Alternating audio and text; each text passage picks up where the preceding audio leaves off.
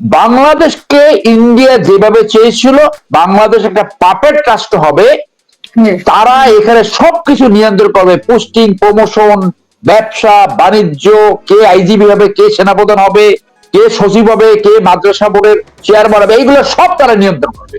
বাংলাদেশের পোর্ট নিয়ন্ত্রণ করবে, বাংলাদেশের রাস্তা নিয়ন্ত্রণ করবে, বাংলাদেশ থেকে তাদের সামরিক যান চলাচল করবে।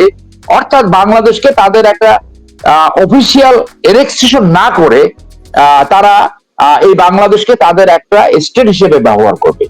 এবং আল্লাহ বাঁচিয়েছে আমাদেরকে, সংবিধান রিরাইট করতে হবে। নো অ্যামেন্ডমেন্ট, 16টা অ্যামেন্ডমেন্ট হয়ে গেছে, আর অ্যামেন্ডমেন্ট এই সংবিধানে 90% থাকবে। তারপর আমি মনে করি যে সংবিধান মেনে যেহেতু এই বিপ্লব সংগঠিত হয়নি, অতএব সংবিধান নতুন করে নতুন যাত্রা শুরু করা উচিত বলে আমি মনে করি। যেহেতু একজন সরকার প্রধান ছিল, আপনি ইসলামের ইতিহাস জানেন যে রিসার্চ এবং সালাউদ্দিন তারা যুদ্ধ করত, এবং রিসার্চ যখন অসুস্থ হয়েছে তখন সালাউদ্দিন তাকে দেখতে গিয়েছিল এবং চিকিৎসার ব্যাপারে খোঁজ খবর নিছে। So that was the political leadership তাদের ভিতরে। এটা কিন্তু দামেস্কে, সিরিয়াতে কিন্তু এই ঘটনা ঘটছে, এবং এই উপমহাদেশেই বোধহয় এই ঘটনা ঘটেছিল, আমার নামটা মনে আসছে না, যে একজন রাজা যখন বন্দী হয়েছে যুদ্ধরত আর এক রাজার হাতে, তখন তাকে জিজ্ঞেস করা হয়েছিল যে আপনি কি কি আচরণ আমার কাছ থেকে আশা করেন, মানে যে বিজিত হয়েছে, যে বন্দী হয়েছে, তার কাছে জিজ্ঞাসা করা হয়েছে, এবং তখন বলছে যে আমি একজন সরকার প্রধান ছিলাম এবং আমি একজন রাজা ছিলাম। A king should treat another king like a king. অন্য রাজা বন্দী হলেও তাকে সেই রাজার মতোই তাকে সেই আচরণ করতে হবে, এবং সেই দাবি তার মেনে নিয়েছিল। ওখান থেকে কিন্তু এই ভিয়েনা কনভেনশন, ইন্টারন্যাশনাল ল এবং এই প্রেসিডেন্ট গুলো সৃষ্টি হয়েছে। পতিত হলেও সে একজন সরকার প্রধান ছিল। তো কোন সরকার প্রধান তাকে এই পাসপোর্ট টাসপোর্ট এইগুলো কি চেনা বাউন্ডারিতে কইতে লাগে না, তাকে চেনে সবাই। তো সে দুবাই যদি সে সুযোগ না পায়, এবং অ্যাসাইলাম বলতে তো একটা কথা আছে, তাহলে আপনার বেলারুস একটা জায়গা আছে, অথবা পুতিন সাহেব আছে। আমি মনে করি না তাকে একেবারে ইন্ডিয়াতেই বসে থাকতে হবে। ইন্ডিয়া যদি চাপ সৃষ্টি করে, ফার্স্ট অফ অল আমি বিশ্বাস করি ইন্ডিয়া তার উপর চাপ সৃষ্টি করবে না। এইটা তাদের রয়ের একটা প্রোপাগান্ডা। র এই প্রোপাগান্ডা গুলো মানে সরিয়ে দেয় যে ইন্ডিয়া থেকে তাকে সরাই দেবে, ইন্ডিয়া তাকে প্রোটেক্ট করবে, কারণ she is the product of India. India তাকে লালন পালন করে 96 সালে তাকে বসাতে সমর্থ হয়েছিল। 96 থেকে 2001-এ ইন্ডিয়ান পারপোজ তেমন সার্ভ করতে পারে নাই। সেইখান থেকে তাকে আবার লালন পালন করে এই Mainul Ahmed is a product of র। মইনুল আহমেদ, রিমেম্বার, আপনি বাংলাদেশের রয়ের কে টপ এজেন্ট অন্যদিন আলোচনা করে সম্ভব। Mainul Ahmed top agent of র। এই মইনুল আহমেদের মাধ্যমে তাকে আবার অনলিভের মাধ্যমে তাকে নিয়ে আসলো, এবং এবার আপনার ইন্ডিয়ার মিশন অ্যাকমপ্লিশড হয়েছে। বাংলাদেশকে ইন্ডিয়া যেভাবে চেয়েছিল বাংলাদেশ একটা পাপেট রাষ্ট্র হবে, তারা এখানে সবকিছু নিয়ন্ত্রণ করবে। পোস্টিং, প্রমোশন, ব্যবসা বাণিজ্য, কে আইজিবি হবে, কে সেনাপ্রধান হবে, কে সচিব হবে, কে মাদ্রাসা বোর্ডের চেয়ারম্যান হবে, এইগুলো সব তারা নিয়ন্ত্রণ করবে। বাংলাদেশের পোর্ট নিয়ন্ত্রণ করবে, বাংলাদেশের রাস্তা নিয়ন্ত্রণ করবে, বাংলাদেশ থেকে তাদের সামরিক যান চলাচল করবে। অর্থাৎ বাংলাদেশকে তাদের একটা অফিসিয়াল এরেক্সিশন না করে তারা এই বাংলাদেশকে তাদের একটা স্টেট হিসেবে ব্যবহার করবে। এবং আল্লাহ বাঁচিয়েছে আমাদেরকে।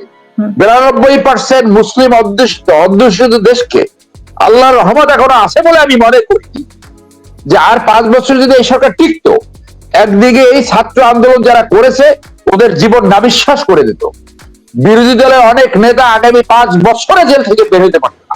আর একদিকে হায়দ্রাবাদ অথবা সিকিম হয়ে যেত, মিলিটারি ট্রান্সপোর্ট ঢুকাতো, আপনার আর্মামেন্টস এবং সৈনিক সহ তাদের ট্রেড এখান থেকে যেত। ওইটাই ছিল পূর্ব লক্ষণ।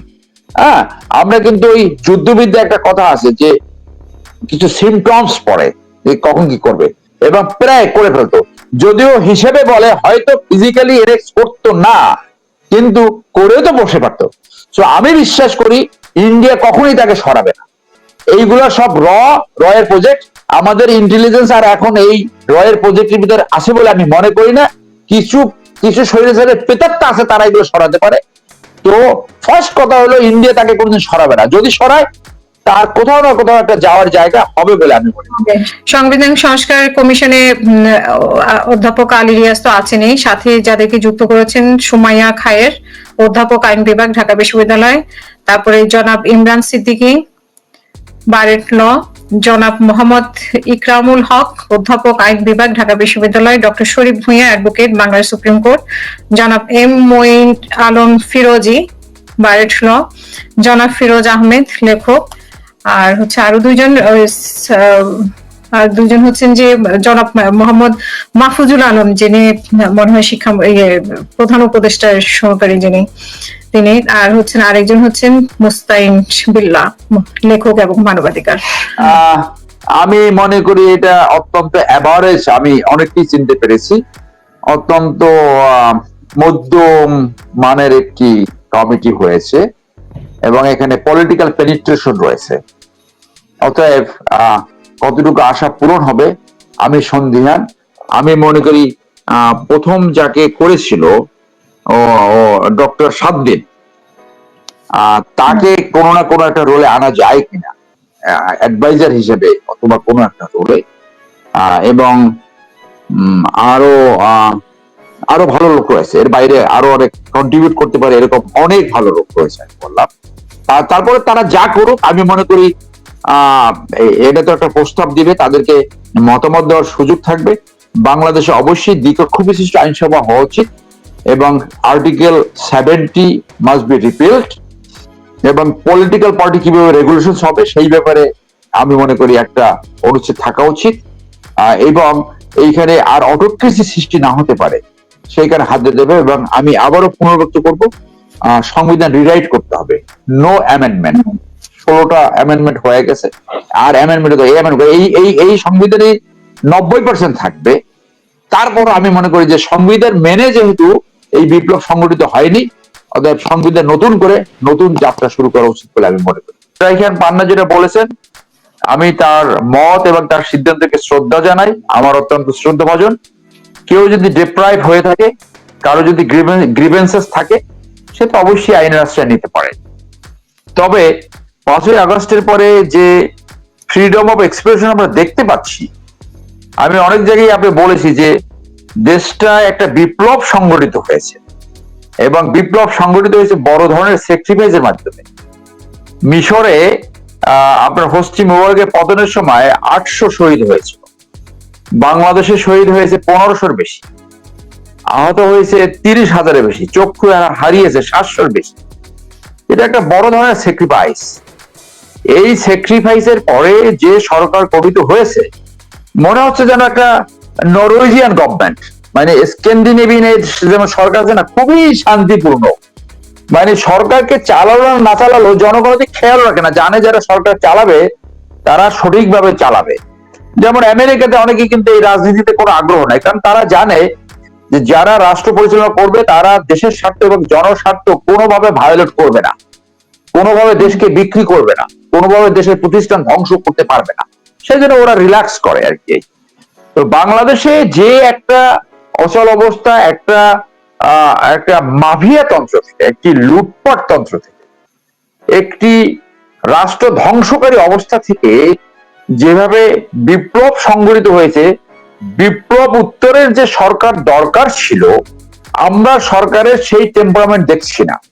সরকারটা হয়ে গেল কয়েকজনের হাতের মুঠোয় চলে গেল। তো এই হাতের মুঠো সরকার কিন্তু ব্যর্থ হওয়ার পোটেনশিয়ালিটি রয়েছে। প্রফেসর ইউনূস সাহেব যেটা বলেছে, ওনার ওয়ার্ল্ড ব্র্যান্ড, উনি ওয়ার্ল্ড ব্র্যান্ডটাকে বাংলাদেশের সুশাসন, ন্যায় বিচার এবং গণতন্ত্রের রূপান্তরে যদি কাজ না করে, তাহলে কিন্তু ওয়ার্ল্ড ব্র্যান্ড ফ্রাস্ট্রেটেড হবে। তার দায়িত্ব হলো এই ওয়ার্ল্ড ব্র্যান্ডকে কিভাবে বাংলাদেশের সুশাসন, ন্যায় বিচার এবং গণতন্ত্রে রূপান্তর করা যায়, দ্যাট ইজ দ্য চ্যালেঞ্জ। তিনি যেটা বলেছেন যে we cannot afford to fail, আমরা ফেল করতে পারি না। যদি ফেল করতে না চান, তাহলে আমার মনে হয় অনেকগুলো কাজ করতে হবে। ভেরি স্লো স্টার্ট হয়েছে, the cloudy start, morning does not show the day, morning shows the day, সেটা হচ্ছে না। তাহলে আমি আরো অনেক টক শোতে বলছি, এখানেও বললাম আমি যে ওনাদের আচ্ছা, তাহলে কলেবার কি- বৃদ্ধি করতে হবে, দুই একজনের হাতে না রেখে এই সরকারের কলেবার অনেক বড় বৃদ্ধি করতে হবে। এইটাকে একটা জাতীয় সরকারে রূপান্তর করতে হবে, শুধু পতিত আওয়ামী লীগ ব্যতীত। আওয়ামী লীগ ব্যতীত যারা বিভিন্ন রাজনৈতিক দলের সাথে রয়েছে, ঘরনা রয়েছে, কিন্তু পরীক্ষিত, সৎ আছে এবং ডেলিভার করতে পারে।